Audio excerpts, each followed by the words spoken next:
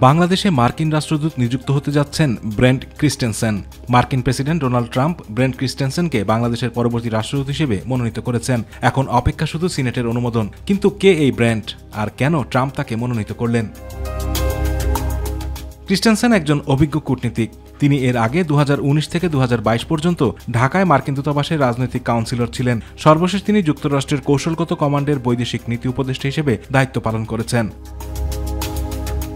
USS স্ট্র্যাটকম কমান্ডারের বৈদেশিক নীতি উপদেষ্টা ছিলেন। এর আগে তিনি রাজনৈতিক সামরিক ব্যুরো, কংগ্রেস এবং পূর্ব এশিয়া বিষয়ক নানা দায়িত্বে ছিলেন। বাংলাদেশ সহ কয়েকটি দেশে কূটনৈতিক মিশনে কাজও করেছেন তিনি। ন্যাশনাল ওয়ার কলেজ থেকে স্নাতকোত্তর সহ বিভিন্ন বিশ্ববিদ্যালয় পরিসংখ্যান, অর্থনীতি ও ব্যবস্থাপনায় শিক্ষা নিয়েছেন। স্প্যানিশ, জার্মান ও ভিয়েতনামি ভাষায় কথা বলতে পারেন তিনি। 2002 সালে ফরেন সার্ভিসে যোগ দেন।